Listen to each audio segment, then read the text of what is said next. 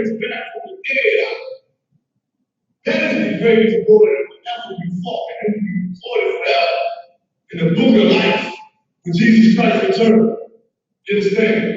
This battle, this spiritual warfare that we in, the greatest fight ever fought. So we're not going to war with conquerors. We're not going to war after the flesh. We don't war after the flesh. You understand? This is the white man war. Greed, power. You understand? In ancient times, it would be over a woman. To be over a woman that the white man go to war. You understand? We're not war after the flesh.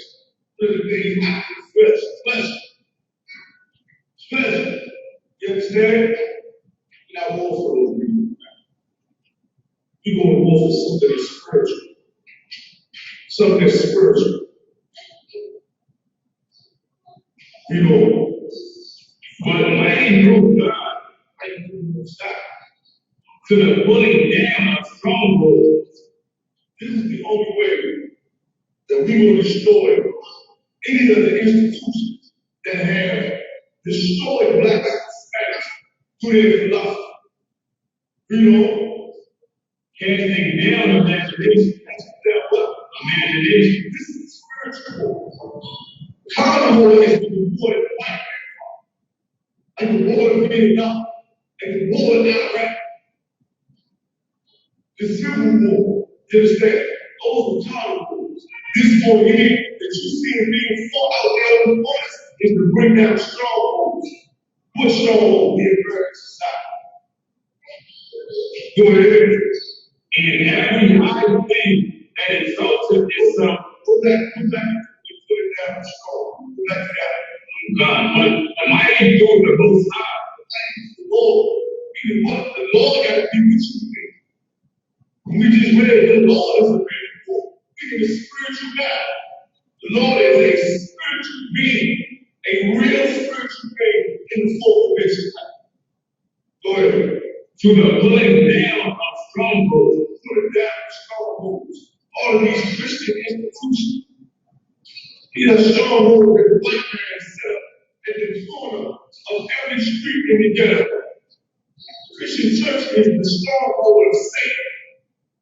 They teach that God is all good. They teach you to pervert your flesh rather than serve the Most High. Casting down imagination. Casting down what? Imagination. Casting down imagination. All the white man's holidays here back. We call the corners and rip them down, tear them down. The whole imagination of God is some all other things that we just read in Exodus 15:3 that he had read before. Casting down imagination. All the high things of the white man is created. He got life, respect, food to serve him. You cast those things to the ground. Christianity is thrown to the ground. Democracy is thrown to the ground. Out there in the schools, all across the earth. Brother, it is glorious to see what I see on social media. Right. These brothers put on the spirit of the Most High everywhere. Call for their family to run them in school everywhere. Canada, South Carolina, California, Florida, the UK, every single place on earth is being filled with the Spirit of the Lord. And guess what? You know what happened when you go and you tear down the stronghold? What happened when you get rain? Say this, you get rain. You know what? Rain. You get rain, yeah, but some people still involved. Casting down the stronghold, that's been set up. What happened out there? Say it again. Build your own stronghold. That's not nice.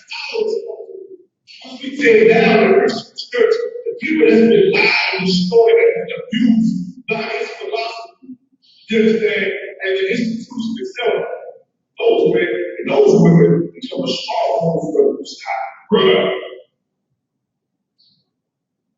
It's just like you still see you run into some wall, you go and spoil the strong, you spoil it. That was a stronghold for us. That's the spiritual warfare that goes on within the soul of every man. We go out there and war in the streets to understand and teach this truth and blaze and baptize people in the waters by teaching them the lost and the Bible and spoil and rid them of the Christian doctrine or whatever philosophy and destroy in his life. He becomes a stronghold for the Most High. That's what you see in the brothers and the sisters all across the globe in this life. You are seeing strongholds for the Lord, man, for the Most High, for the deliverer of Israel. The power that started all the way from the Egyptians. Stronghold for the Lord. We are mighty for the Lord. Right. Read that part again. But mighty through the Most High. Through God, to the pulling down of strongholds, casting down imagination, and every high thing that exalted itself against the knowledge of the Most High. Every high thing that exalted itself against the knowledge of the Most High. This you cannot, this battle, this warfare, you cannot fight with weapons. This is a battle that cannot be fought with artillery, physical artillery. This is what this battle right here. You can't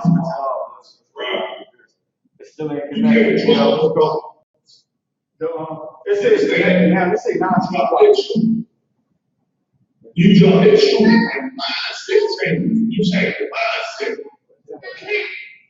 You will cause your brothers to down. You will cause your brothers to down. All aims good when you choose the law. You understand? Take the aim away from your brothers. Any high thing that results of the knowledge of the Most High. Not of these, Egyptologists and all those philosophies, they go better than life. Mine was a very simple book, and it's so simple to make the wise very stupid. You understand? When you become this truth, you understand precept for one precept, you understand the Bible is very simple. This is the simplicity. All right? If you don't understand it, because you're too high-minded to understand. Think you know too much. Think you know more than the Lord that reveals in the Bible to the Israelites. Okay? Because of your education, because of your so-called research and all of that. Okay? You got brothers on the corners, true scholars and warriors for the truth to just destroy and cast down and set fire to your whole understanding. Right? Your whole, whatever you think of will be worthless at 4 o'clock. Once we pack up at 4 o'clock, the whole philosophy is right off the back. Right? You understand? But the glorious thing about it is that the word of the Lord is not on board. Give me that scripture. Give me that scripture. Give me that scripture. Now, I can understand this listening to the show. Hold on. Teach no best for the scripture. You ain't doing no work for that. You understand? And I see it. I don't remember how I said that. What the past was. And the other half of the world. I don't know what many times that person said. The Israelites will be the biggest Hebrew Israelite organization on earth. Okay? And I look at people about, the man is in line. Right. I mean, I was saying, everything he said stuff was true. I mean, what suddenly you get in your head? I mean, I don't really care if it does. I mean, there's a lot of ways. You can be high-minded with things that you know is far above the goal or whatever. I know that when this man says something, every time he says it comes true. So, I got the quote there. You know what I mean? He said we will be the biggest Israelite organization on earth. I'm saying the proof. All of them. And it gives me so much zeal and so much hope for the future. You understand? We have to stand firm in the true Lord our way. Isaiah chapter 55, verse 11. Good. So shall my word be that people will fall out of our mouth. This is also his prophets. The prophets, they speak the word of the Lord. These brothers took up their hand and took up their sword and chose to sacrifice their life for his righteous profession. The Lord speaks to us. These are the words that he chooses us to say. We don't have, we got to say things of our own imagination. That's our imagination. Your preacher teaches his imagination. Right. All right, Aki, let's type it up. The Israelite School Universal Practical Knowledge. West 125th Street, Hall, New York. Shout out to all the brothers and sisters in the IHUPK going hard. So listen, first let me do this. First let me give the lecture coming up. We got a lecture coming up out in the Midwest with Captain DeGaugabar, right? It says more drugs, the plague, not the plug, which is a heavy topic. It says more drugs, the plague, not the plug. Meaning this is a plague from the Most High. It's not, I mean, everybody acting like they the plug. There's a plague from the Most High. All right? I'm going to try to cast my phone to the TV so y'all can get the picture of the flyer. All right? Give me 1 second. Forgot how you do this. Oh, here we go. Well, we got a lecture coming up with Captain DeGaugabar. You can put the, it's all good. I'm about to take over the TV in a second. All right, come on. All right. Shout out to everybody. We're going to go into part 2 about being a righteous woman and what that means to be a righteous woman and the role of a woman and what it means, like, what's the woman's role. All right. Give me 1 second. Here we go. There's a ton of crap they make me go through to try to switch this over. Should be in there. I know I ain't jammed it up. Hey, can you uncast what you have to the TV? I don't know why mine ain't coming up.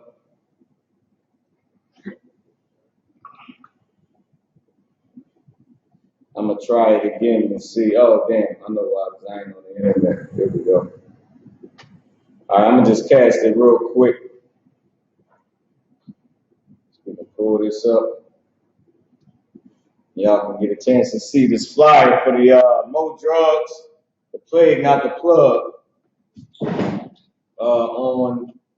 For the lecture coming up in the Midwest. All right. Where's it at? Boom. Oh, here it is right here.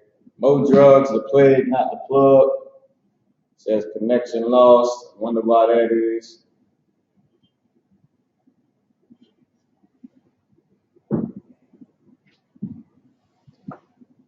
Hold on, let me see. Do it again. What the hell is going on with this? Salaki, y'all. All right, we connected. So here we go. Right here, I got it for you. More drugs, the plague, not the plug. What Captain DeGaugabar says in his mass destruction in the black community is September 28th, 2019 from 5 to 7 p.m. The location is going to be 2861 Del Mar Boulevard. All right. In St. Louis, Missouri. You can contact Captain DeGaugabar, or you can contact 314-723-2231. All right. And it says food and drinks on deck. So we got the lecture coming up. ISUPK presents the Mo Drugs lecture, The Plague, Not the Plug. All right. By Captain DeGaugabar out there in St. Louis, Missouri. All right. So I'm going to leave this up for a second. We can actually just leave this up. Let me see if I can turn it sideways. What happened? It might not work too good. Worked a little better. It's a little bit. All right. See if I can stretch it out. There we go. We got the screen in the shot. Turn over card. All right, no sweat. So now I want to go to Ecclesiastes, the 25th chapter, about the role of a woman. All right, the role of a woman. Y'all can give me a second, real quick, while you do that. Let me share this real quick. We live on YouTube, right? Come. I don't know why I can't find it. Let me just refresh it. Oh yeah, we live right now. Let's see. Just have to refresh it. Boom. Slocky. I like to share the class with my ribs. Speaking of the role of a woman, real quick. Yeah, I mean, Slocky. Y'all gotta forgive me about that. We live on YouTube, right? Come on. All right, there we go. No sweat. I'm about to put the lecture back up there. Give me one real quick. Second, real quick. Bang. There we go. All right, so now put this back on the screen. Let me know what you got. Ecclesiastes, the 25th chapter. Hold on. He said September 27th, 2019. Camping downtown St. Louis on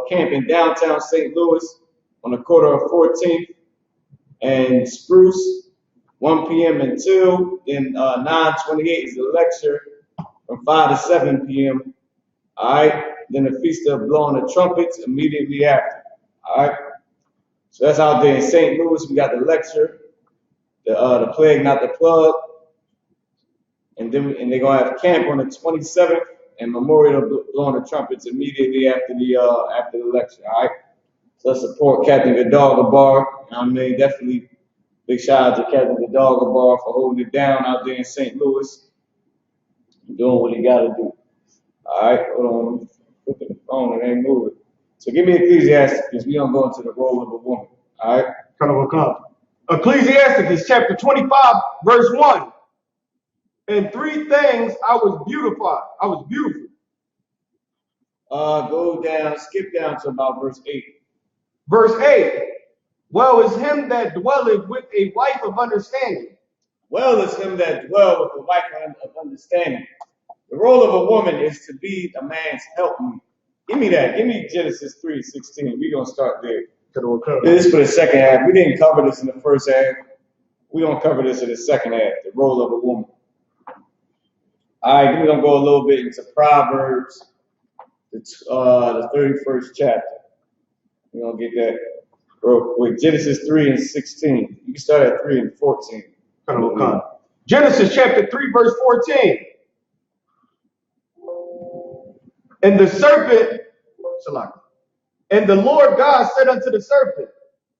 You can skip down. That's what he said, because he played the person that beguiled Eve. Go ahead. Because thou hast done this, thou art cursed above all cattle. Because thou hast done this, that's still the serpent. Go down to 16. So I was right, 3:16. Verse 16. Unto the woman he said, I will greatly multiply thy sorrow. So now to the woman, when Eve got beguiled, what's going on with that? Let's say the charger. Yeah, you got to plug the charger, and you can mute it if you press, if you hold FN and then press like a little speaker button at the mute. So listen, when Eve got beguiled by the serpent, which was just a person with the spirit of a snake, but a person that was low down. He was like a snake, like we call people a snake today. I mean, some crooked bastard trying to, beguiling Eve, gaming Eve up. All right, but so she got beguiled, she got tricked, she got lied to. Because number one, she wasn't supposed to be talking to that serpent. What was she listening to this person for anyway? Right. I mean, but that happens among women, which is why you gotta keep your woman goddamn tight and close to you, and rule her whole entire life, so that she don't get beguiled by some snake bastard, man. Some sneaky sucker, man. Right. Lock, I hate to say it like that. But that's the whole point. All right. So read on. I will greatly multiply thy sorrow and thy conception. The Lord said, I'm going to greatly multiply thy sorrow in thy conception, man. When you have babies, it's going to be sorrowful. You're going to be painful. You're going to watch your kids die in the streets and sell drugs and get hooked on drugs, man, and go to jail and be shot up by the police. I mean, that's sorrowful. When the whole thing of birthing babies is sorrowful for a woman. Even when you going into labor, that's painful. It's sorrowful in your conception. Go ahead. In sorrow thou shalt bring forth children. And in sorrow, you're going to bring forth children. I mean, it's going to be painful. It's not going to be easy. When you're in that goddamn, what they call that for the women that be in labor? Shout out to all the sisters in the UPK that's birthing these babies like it ain't nothing. You know what I mean?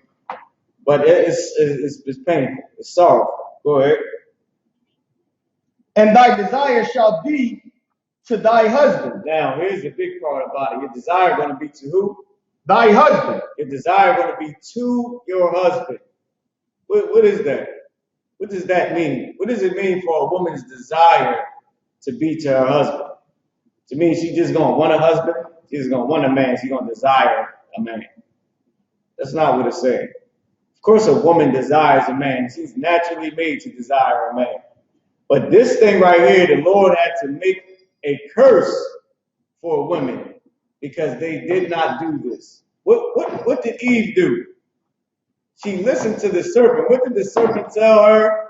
Not to do what Adam said. Right. So now she had to get a plague on her, or like a curse, or make it like a punishment to her for her to do what her husband wants, which is the desire to her husband. To do what your man says. A woman's desire is going to be whatever that man desires. Right. Before, you could have been free, you could have thought for yourself, and I mean, you had a little bit more freedom, but you got tricked by some damn idiot, man. Got tricked by some goddamn fool, man. Now look. Now the Lord has to make it like a punishment, or make it like a burden on you for you to be able to want what your husband wants. It's no longer about what the woman wants. It's no longer about her little ideas and all that. It's now about what her husband wants. That's it. It's whatever that man wants, now you want that. If the man wants 5 and 10 babies, you got to have 5 babies. That's what you want. If you want to have 1 or no babies with you, and you ain't getting no babies. If you want more women, you want them to have more women. It's now about what the man wants. It's no longer about, she don't have the freedom to choose and think for herself and be Miss Independent and you go girl and all that. It's no longer that thing, man. It's now strictly about what your husband wants.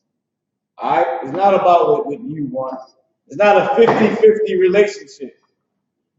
And we're going to read about it. Go ahead, read on.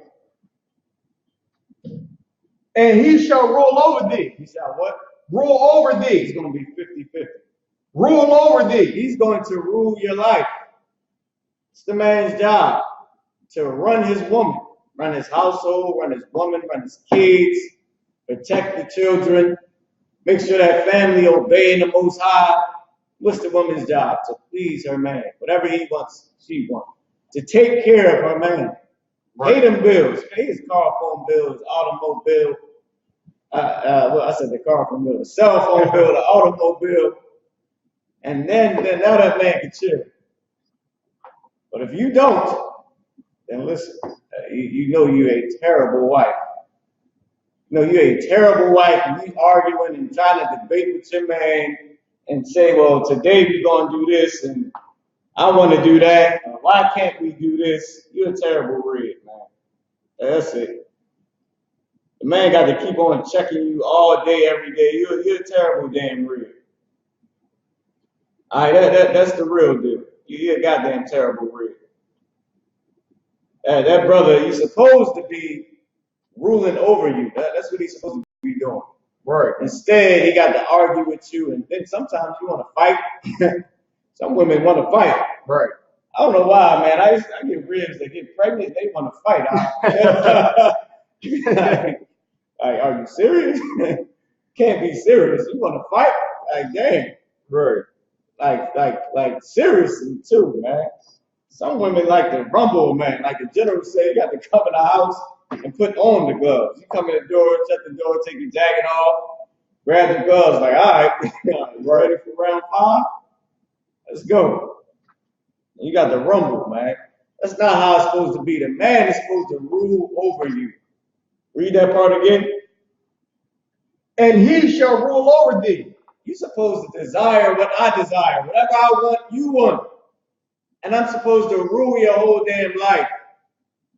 I know. I know you taller than me. That's what's up. Who gives a damn? Right. I'll run your whole entire life, point blank, period. Oh well, you should have got a taller man. Should have held your legs closed.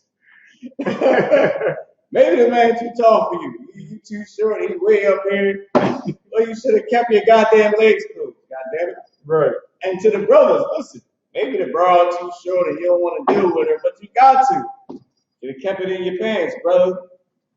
Hey, maybe you shouldn't have chose that monster, man. Maybe you should have just masturbated or something and didn't go and didn't go see her. Right. Because now you stuck with her, man. Now you stuck checking her every day. So let's go back in Ecclesiastes. Now that we know that the man is supposed to run the woman is supposed to want what her man wants. Alright? That's the role of a woman, to please her man, to be his peace, be his comfort.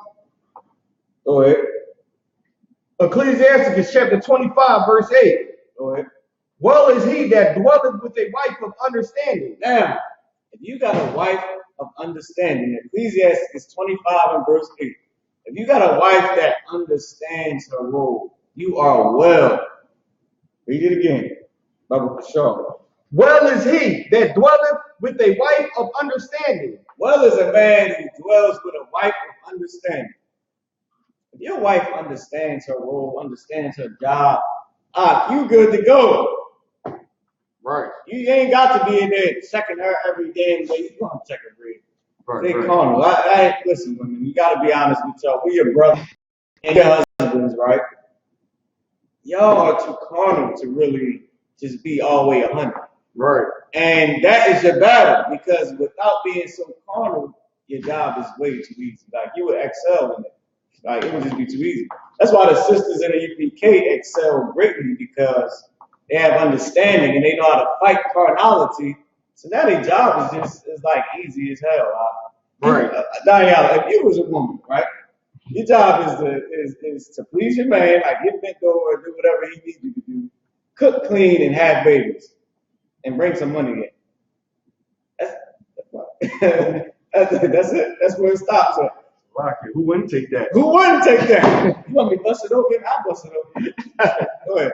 You want something to eat afterwards? I'll make it. What you want? Cheeseburger, cheesesteak, french fries, I'll make it. Right. Had a baby. All right, wobble around, hold my back. Oh, God. Birth the baby. Bring the money in. Well, the white man giving me everything.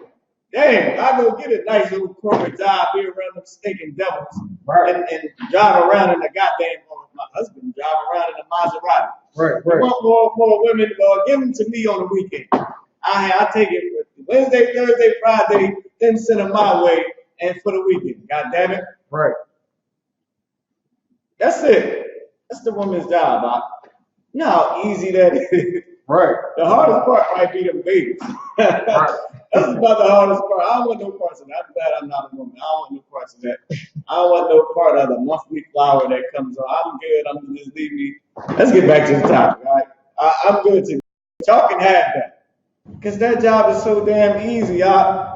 Ain't like they gotta go out on the street corners every week, get cussed out, get spit at, get Right. spit on, get bottles thrown at you.